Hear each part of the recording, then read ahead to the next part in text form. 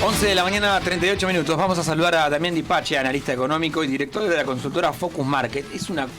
Esta consultora es la que, Euge, seguramente vos también estarás de acuerdo, todos miramos cada vez que sale un informe porque Di Pace te dice, ¿querés hablar de consumo y aumentos? Tomá, acá lo tenés. Así es, llegan al mail. Llegan al mail, así que gracias por ese servicio, señor Damián Di Pace. ¿Cómo andás, Damián? Buen día. ¿Cómo va, Ramón? ¿Bien? A mí me gusta todo en off. Esa. Todo ese segmento me encanta. Bien, viste, ahí está, qué bien. Centro, cabeza, gol. Sí. Che, Damián, ¿y qué estás viendo en el consumo? Más allá de la macro. En el consumo, ¿qué ven? Bueno, nosotros vemos que lo podemos dividir en diferentes sectores, ¿no? Pero lo que es ventas minoristas en general, en el mes de julio hubo una caída del 15,1%, una caída fuerte. Consumo masivo, que es más barómetro, porque consumo masivo es alimentos, bebida, artículos de limpieza y cuidado personal. Sí. La caída está siendo en el mes de julio del orden del 6%. Sí. ¿Por qué digo que es más barómetro? Porque, bueno, ventas minoristas implica indumentaria y calzado. Uno se puede decir, che, no cambio la pilcha, pero Tal comer cual. tenés que comer. Tal cual. Y eso cae 6% en el mes de julio. Cuando ves el desestacionalizado, es decir, mes versus mes, cae menos, pero sigue cayendo. El consumo privado tiene dos componentes respecto de los motores de crecimiento de la economía. Uno es hogares y otro es empresas.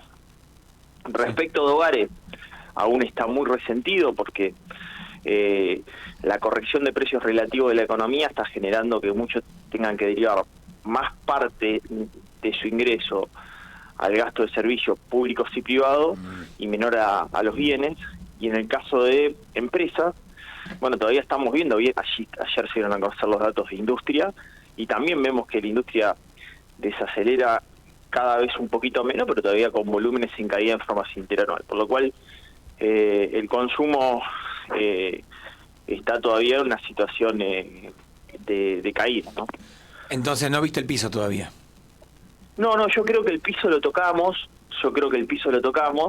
pero creo que hubo dos o tres situaciones que hay que tener en contexto. Primero, cuando el gobierno veía la B en el comienzo de la gestión, Sí. era con ley bases aprobadas en enero. Y vos ya tenías paquete fiscal en ejecución en marzo-abril. Lo estamos reglamentando. ¿Entendés? Sí. Y no es lo mismo, porque las expectativas son diferentes. Y la concreción de esas expectativas son diferentes. Mayo, junio fueron meses muy complicados para el gobierno por pérdida de reservas. Julio fue muy complicado desde lo financiero. Estoy hablando ahora de la macro y cómo impacta en la micro, ¿no? Desde lo financiero y recién logró morigerar la brecha cambiaria que se le iba, pero tuvo que reformar la política monetaria y fiscal. Desde lo fiscal, ajuste, y desde lo monetario, intervención en el mercado cambiario, en el paralelo sobre los dólares financieros, porque si no iba a tener un mayor nivel de complejidad. Y eso también va a generar un poquito más de restricción de la actividad económica, ¿no? Ahí, sí. Euge, dale, perdón. Damián, ¿cómo estás? Eugenia Muse te saluda. ¿Cómo estás, Eugenia? Bien. Bueno, hablabas recién de que el consumo tocó un piso, o está por tocarlo, y ahora en realidad se viene toda una etapa de quita de subsidios en las tarifas. Recién, por ejemplo, comentábamos la decisión de la Nación de sacarle los subsidios a la Ciudad de Buenos Aires para lo que tiene que ver con los colectivos. ¿Cómo va a impactar eso en nuestros salarios, no? Ya salarios que perdieron en términos reales entre un 18 y por encima si son los salarios formales. ¿Cómo lo ves vos? Bueno, yo creo que en el caso de las modificaciones, por ejemplo, para la movilidad de los argentinos, ya hubo varias.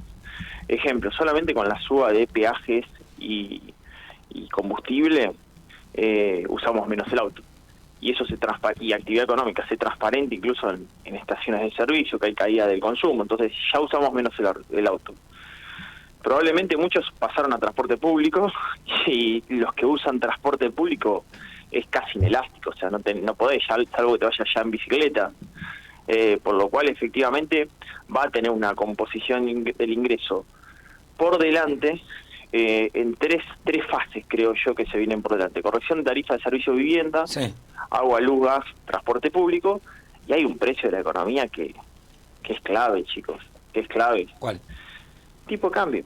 Tipo de cambio. Porque en algún momento, ante el eventual levantamiento, ponele que el gobierno sea exitoso en la reducción de la brecha cambiaria, porque tiene un blanqueo fenomenal que capitaliza Reserva Banco Central de la República Argentina, porque logra un acuerdo con un banco internacional y le caen dólares ahora, y adelante el acuerdo, o sea, estás en una situación brillante, logra reducir la brecha y bajar la expectativa de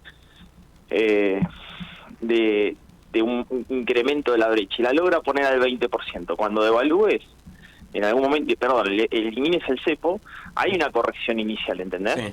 Y eso va a precio siempre.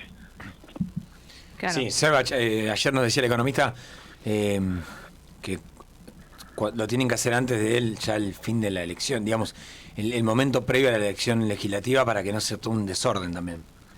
Habrá que estar muy bueno, el momento de levantar el cepo también es importante, porque tenés que tener las condiciones para levantarlo. Claro. Y viste que se hablaba a fin de año, después se habló a principio de año, en realidad no se quiere poner fecha, porque hasta que no estén las condiciones dadas, es imposible que uno puede poner la fecha de eso. Sí, es verdad que la liberación del cepo es fundamental incluso para que se pueda aplicar y beneficiar todo este paquete fiscal en la economía, porque yo, por ejemplo, ayer daba una conferencia para el sector de cuaternario de la economía, que es servicios, software, informática.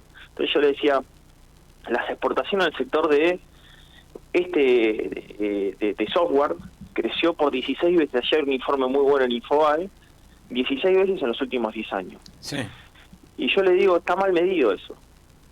Pero no porque esté mal medido por la fundación que lo hizo, porque yo conozco un montón de profesionales que hoy giran su guita con el dólar cable, con una cuenta en Miami, porque no la quieren liquidar a 9.16, ¿me entendés? Claro, y sí. Entonces, hay una economía sumergida enorme por un cepazo que ya lleva muchísimo tiempo, y bueno, eventualmente ante el levantamiento del cepo, ya tener un dólar estable, que sabes cuál es el valor del dólar compra, el dólar venta, que los ingresás a ese valor y te vas a ese valor, bueno, el nivel de flujo de ingreso de dólares por inversión extranjera directa, por liquidación, etcétera, te cambian totalmente, ¿entendés? Damián, gracias por el tiempo. Un placer, chicos. Un abrazo grande. Era Damián Di Pace, el economista.